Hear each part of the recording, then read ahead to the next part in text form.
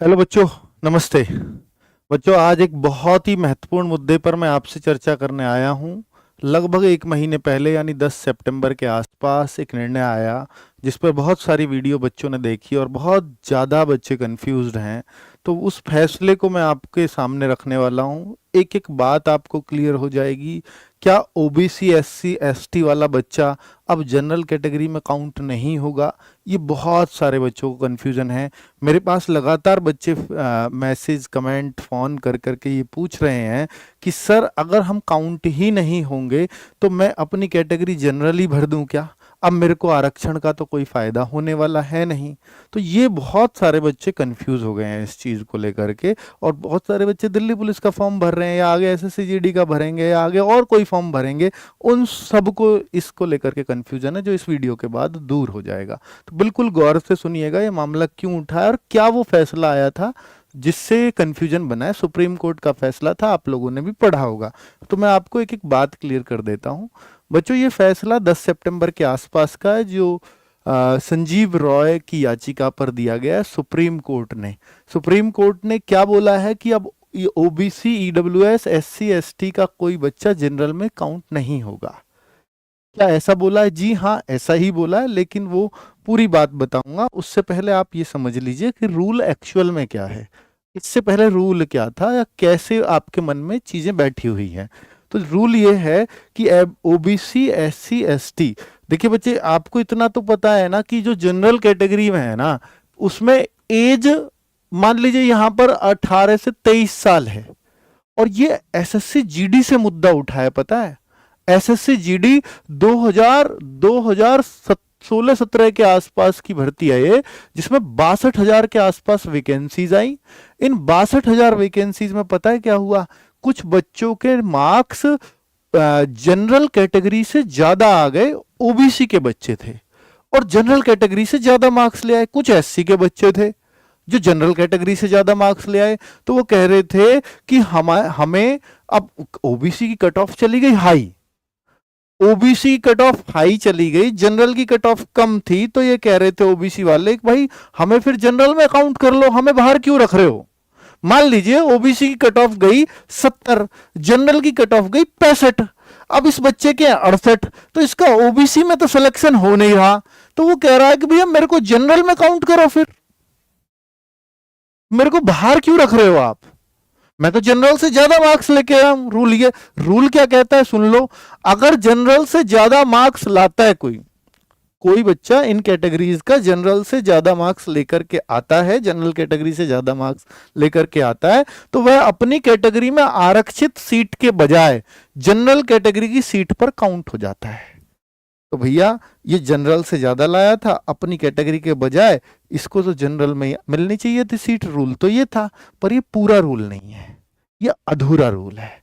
Rule पूरा क्या है कि अगर इस बच्चे ने कहीं भी कोई अपनी कैटेगरी का फायदा ना लिया हो तो ऐसा होगा।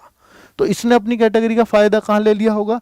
फायदा यहां ले लिया होगा, जैसे जनरल की एज होती है 18 से 23, ओबीसी के बच्चों की जो एज होती है उसको 18 से 26, 3 साल की छूट दे दी जाती है। वहीं एससी एसटी के जो बच्चों की एज होती है वो 18 से 28 होती है। क्लियर है?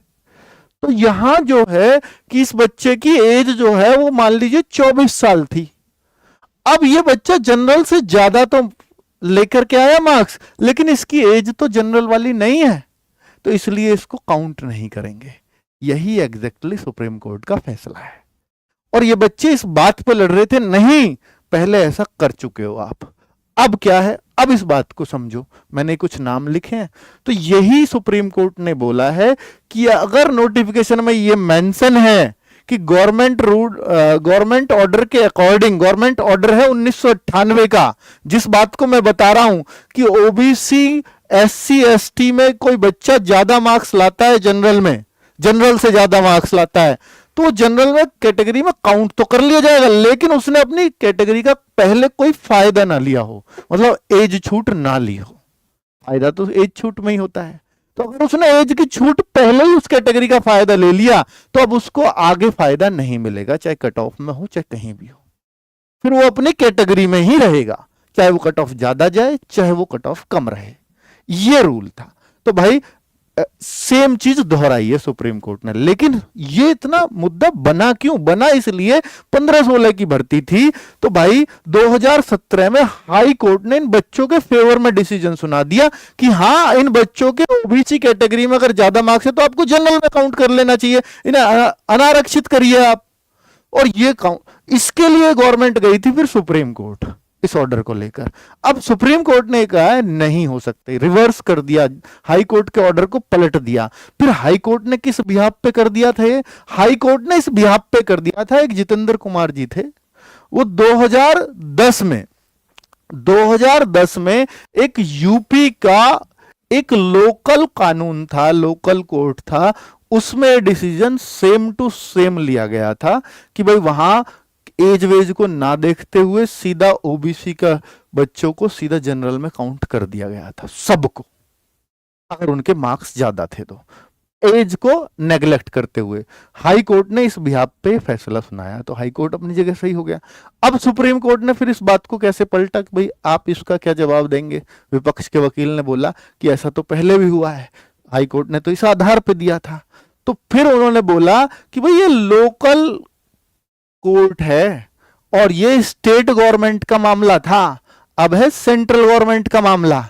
तो इस सेंट्रल गवर्नमेंट के मामले में, और इस नोटिफिकेशन को पढ़िए, नोटिफिकेशन में साफ साफ लिखा है गवर्नमेंट ऑर्डर के अकॉर्डिंग इसमें किया जाएगा कैलकुलेशन। ये एसएससी जीडी के उस 2015-16 के नोटिफिकेशन में साफ साफ लिखा हुआ था कि उसके अकॉर्डिंग डिसीजन लिया जाएगा।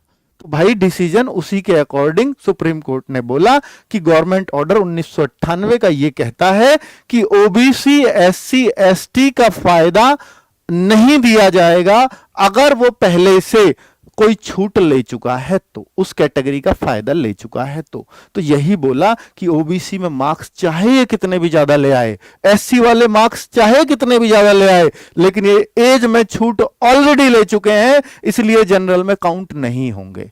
ये था फायदा। और ये तो भाई सब जगह चलता है, फिर ये बच्चे चले गए, हर साल यही होता है, उस चीज को ही दोहराया है। ऐसा नहीं है कि ये विपक्ष में हो गया है, फैसला बिल्कुल पलट गया। तो बच्चों इस बात से नहीं घबराना है आपको इसलिए मैं क्लियर करने आया हूं इस डिसीजन को। तो ये बिल्कुल ये रूल है, लेकिन इसमें एज छूट की बात, एज छूट अगर ना ली हो तो ये बात फॉलो होगी, अगर एज छूट ले ली है तो ये बात फॉलो नहीं होगी। फिर आप ओबीसी में ही रहोगे, आप एससी में ही रहोगे, आप एसटी में ही रहोगे, आप ईडब्ल्यूएस में ही रहोगे। ठीक है, क्लियर हो गया बात बच्चों? तो अभी हम क्या कह सकते हैं, क्या अब कोई बच्चा ओबीसी एससी या एसटी का जनरल कैटेगरी में नहीं जा पाएगा? अरे भाई जा पाएगा, अगर एज उसकी जनरल वाली है तो वो बिल्कुल जनरल में जाएगा, बिल्कुल जनरल में जाएगा। ये लीजिए, बिल्कुल लिख के दे रहा हूं, और सेम चीज सुप्रीम कोर्ट का सेम ही डिसीजन है। ठीक है, जिसकी एज ही नहीं आ रही वो जनरल की सीट नहीं काटेगा, जिसकी एज ही नहीं है भाई वो, ये तो बिल्कुल यही रूल चलता है, वही चीज दोहराई है। तो इसलिए बहुत कंफ्यूज मत हो, वो हाई कोर्ट ने बच्चों को कंफ्यूज कर दिया था, फिर सुप्रीम कोर्ट ने उसको एकदम क्लियर कर दिया। तो अभी किसी तरह का कोई कंफ्यूजन अपने मन में मत रखना, यही डिसीजन था। थैंक यू वेरी मच, नमस्ते।